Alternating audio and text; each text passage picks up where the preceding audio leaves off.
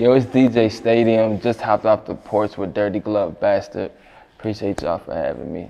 I like it. I know they told you what drugs do, but I had no one else to run to. All right, so we got DJ Stadium off the porch with us today. Hey, what's rocking, yo? How you feeling today, man? Man, feeling good, man. Yeah, appreciate you coming by today too, man. I appreciate you having me. No problem, man. Who else is on the porch with you today, man? My brother Wiz. Okay. Production. Yeah. So let's take it back with your story, man. Originally born in Chicago? Yeah. Okay. How old were you when you moved to Atlanta? Man, way back, I was 4. Okay. Yeah, way back. Yeah. So what part of the city are you from now? It's not really a specific side. I stay on so many sides, but when I moved to Atlanta, we moved down to Edgewood, to the 4-4 area. Okay. And my father had him, he had him a little fish market store right there, where it's a little Jamaican patty store right there. My father had a store over there, and he was running, a couple of businesses out there in that area with a couple of other brothers he grew up with. And man, it was a whole different time around that time when I can remember, Yeah. All right. All right, so what was your childhood like growing up in Atlanta? Man, it was crazy. It was different. Different influences, different backgrounds. I was able to tie in, 2 different lights, being, influenced by the streets, but I wasn't known to be a street guy. I was standing next to the street guy, and I'm here, being the light who I am. And it was all respected in both ways, and it opened up the doors for me to engage in a lot of different rappers and get in touch with a lot of different people involved with the music industry. And it opened up doors for me to start promoting. And I linked up with a couple of different individuals in Atlanta through, who my father and my brother knew. So there was a lot of family ties with it. And it inspired me to become a promoter before I decided to jump into the artist field and become a producer. It made me want to, just go deep into my hustle, because I dropped out of school. So it's like I wasn't too much into the education side. So I had to just expand, my creativity. So I picked up from whatever was around me. I had a lot of big influences, and it worked out. It worked out, and and then it goes all the way back into 2000. I'm gonna go all the way back to when I came to Atlanta. I came to Atlanta in the mid-90s. I moved to 4-4. I was there couple of years. I ended up spending time with my mother. She ended up getting a job, had to go down to Macon. So I ended up, I got to experience all of the South at a young age. So I lived in Macon, I lived in Millersville, I lived in Savannah. I went to high school in Savannah, I went to middle school in Savannah, I went to elementary school in Millersville, Macon. So it's like, I'm just familiar with the entire Georgia area, but I don't come from the side of on that street shit, but I was in the streets. It's just a weird vibe to it. I don't know how to put it, but it's me, you know what I'm saying? And it's like, they know, and it all came out to be a great light, came out to be Stadium. I fast forward into my life when I'm 16 years old. I ended up going overseas for the first time. I traveled to Israel.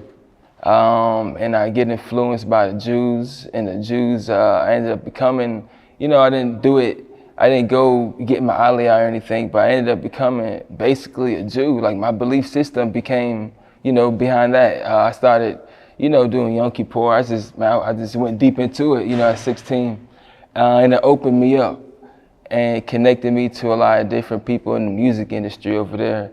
And then leading into my 20s, it led into one of my first biggest shows I did.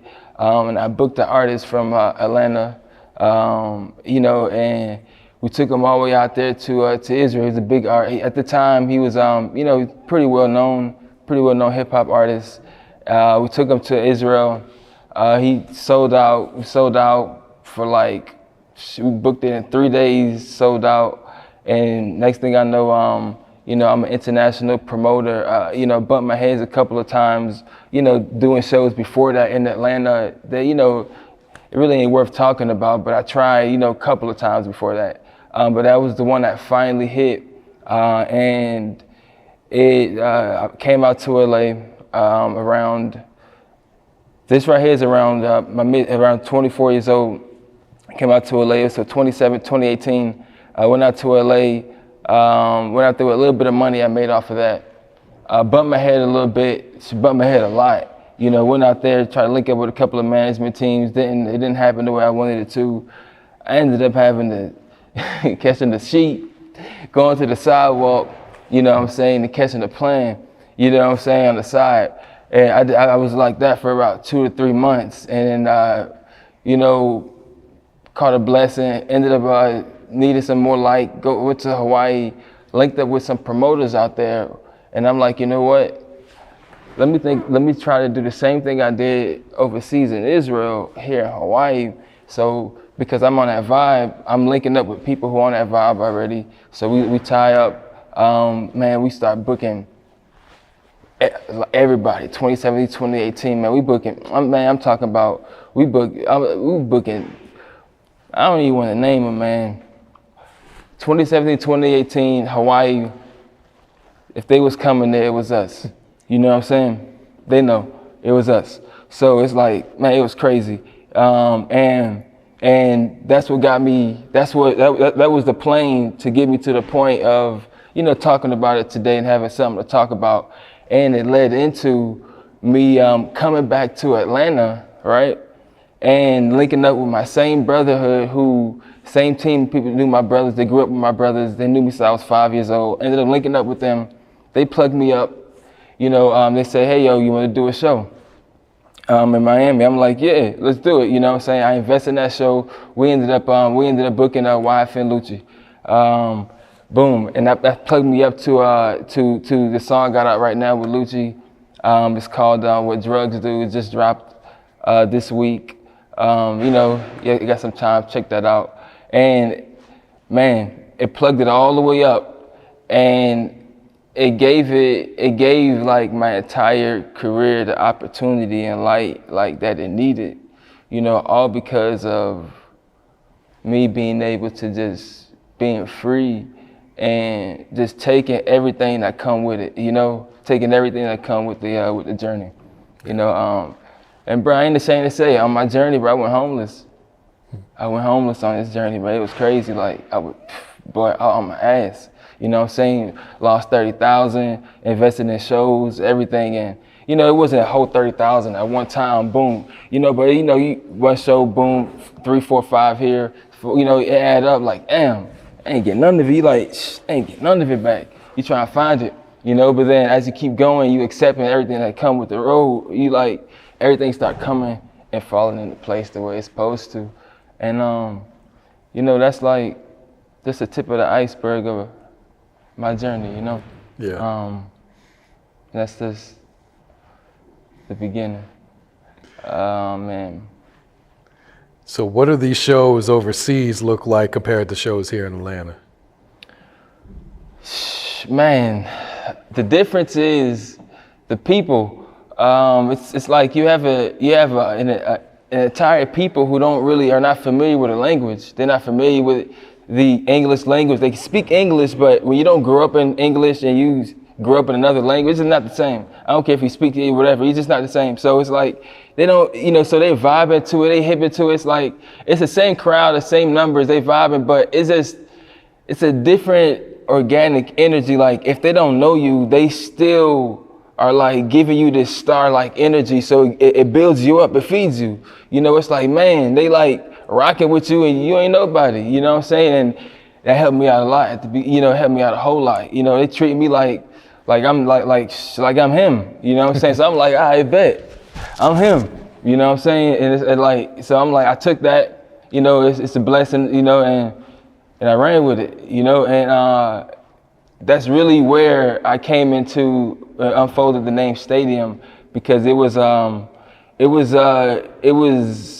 like something so big beyond me, but it's like, man, I guess we all can feel it in, you know?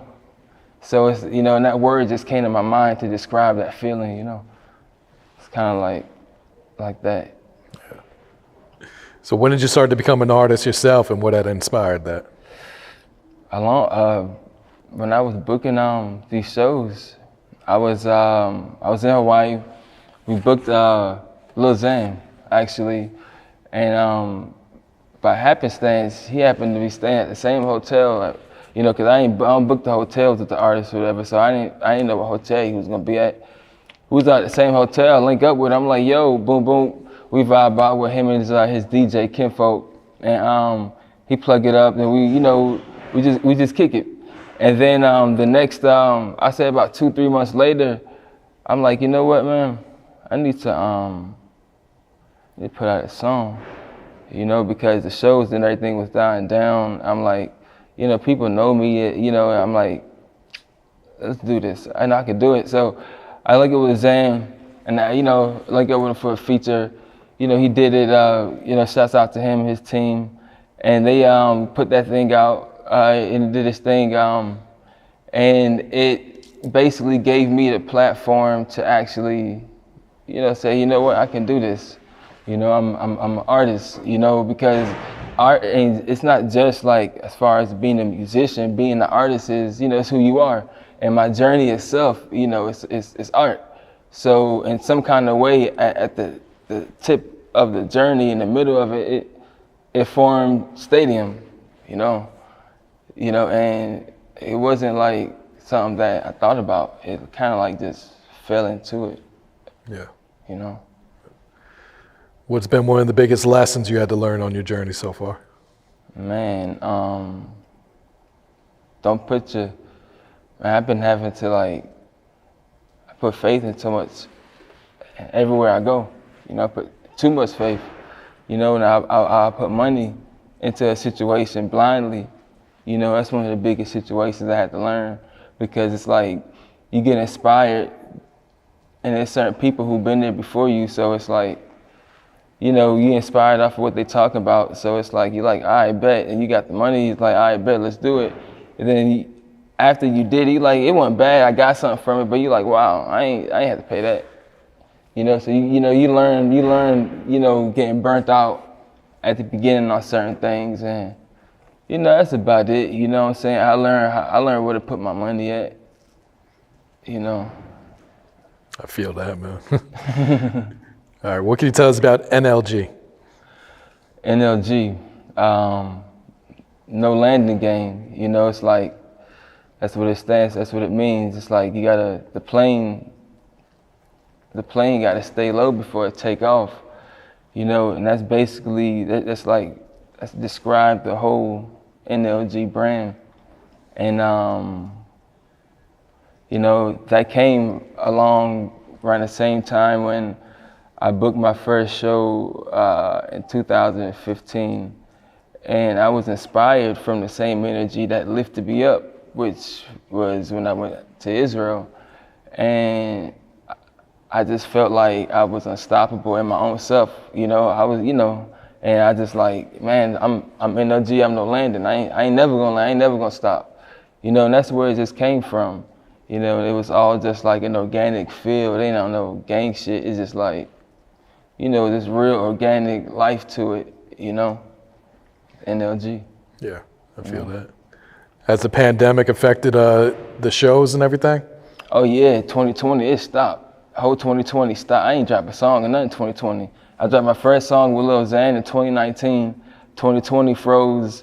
You know, and you just have to expand your hustle. And that's basically what happened. And I just started going into other businesses and just doing other things to keep it going.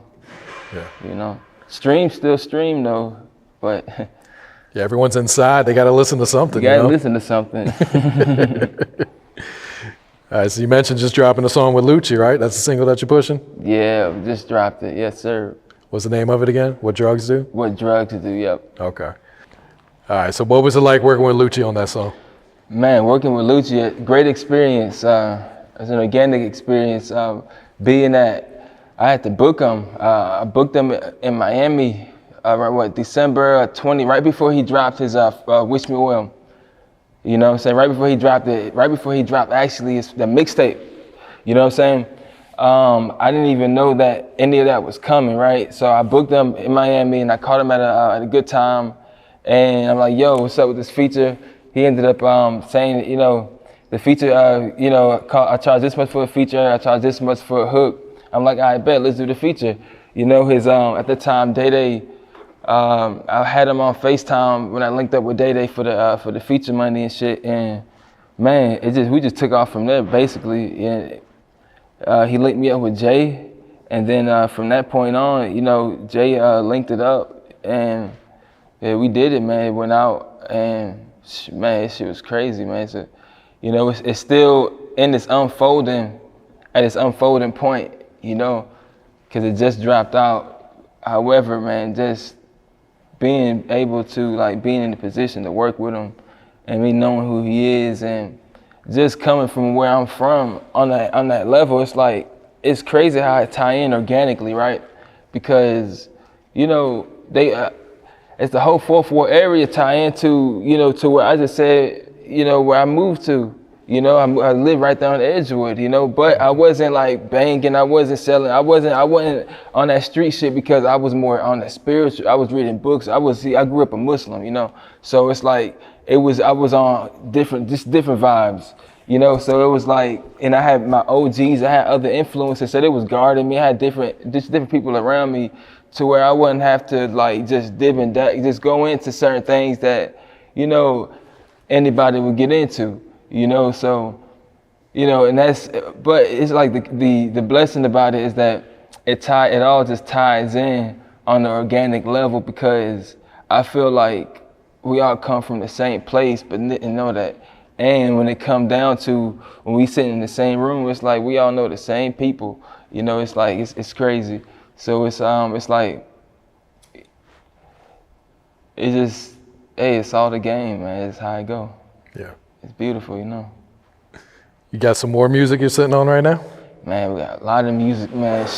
Boy, we got tons, man. It's crazy, man. It's coming, man. It's coming, you know. Any other artists you've been working with you can reveal? Yeah. We booked, man, I booked P&B Rock, man. We booked right before, what year was this? It's 2017. 2018, man, we booked who was it? The Baby, we booked Russ, we booked, who else was it? Young Pinch, we booked, man, we even linked up with, it got so big to where we linked up with the big promoters in Hawaii, right? Bro, we got to the stadium level, bro. We was booking these people. You know, it's all a team thing. So it's man, we was booking, we booked Cardi B. We got Snoop Dogg out there. We got Sublime out there. Man, we was rocking it, man. And it was a different experience, man. And it was all at the time and doing it was all new to me. So I'm like this kid, just you know, just bouncing around, around all of these stars. I'm like, man, what is this? I'm like, yo, this is it's giving me this other different type of vibe that matches, you know, who I am already. You know, it's it's just all another type of enlightenment. And everyone kind of on their own level, everybody dealt with me, you know, for who I am. They know how I am. They know that, hey, this is Stady, you know, he come, every time I come in the door, man, and 9 times out of 10, you know what I'm saying, it just be me and my guy, you know, it's and he never 100 people don't come, you know what I'm saying, you know, this, it's all just it's a humble spirit, man, and it's very welcoming, you know, and, you know, we can make a lot of money, you know what I'm saying? Yeah. What do you have planned for the rest of the year, 2021? Got any goals set? Yeah, the goals, man, dropping my first EP and album. I haven't dropped the EP yet, a full project. Okay. So I want to just introduce to everyone, you know, who DJ Stadium is as a producer, not more so as an artist. You know, I probably drop a couple songs as an artist, but this year they're more so going to get projects like DJ Stadium times, you know, such and such. It's going to be like that, you know, and it's just, you know, we're going to take it from there. Okay. Anything else you're working on? All right, so any shout outs before we wrap it up? Yeah, man, shout out to everybody, man. Shout out to the game. Shout out to the team. Man, shout out to everybody involved with the journey, man. Y'all know who y'all are from the beginning all the way to now. Hit me up. We up there, bro. Let's get it. I know they told you what drugs do, but I had no one else to run to.